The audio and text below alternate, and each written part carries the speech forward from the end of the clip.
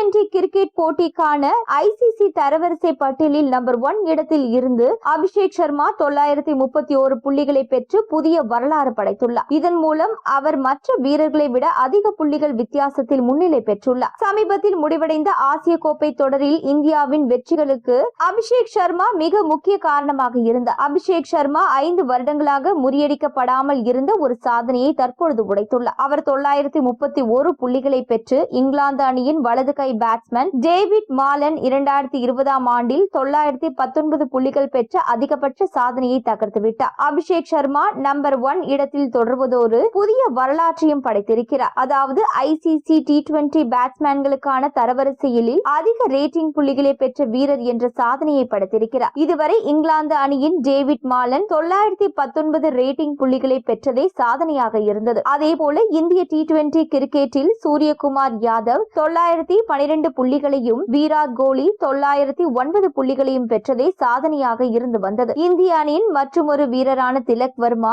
ஆசிய கோப்பையில் 213 ரன்கள் எடுத்த பிறகு பேட்ஸ்மேன்கள் தரவரிசையில் 3வது இடத்தை தக்க வைத்துக் கொண்டுள்ளார். அதேபோல சஞ்சு சாம்சன் 8 இடங்கள் முன்னேறி 31வது இடத்திற்கு வந்துள்ளார். பவுலிங்கை பொறுத்தவரை இந்திய அணியின் வருண் சக்கரவர்த்தி முதலிடத்தில் தொடர்கிறார். T20 கிரிக்கெட் தரவரிசையில் இந்திய அணி வீரர்கள் தொடர்ந்து ஆதிக்கம் செலுத்தி வருவது ரசிகர்களுக்கிடையே மகிழ்ச்சியை ஏற்படுத்தியுள்ளது.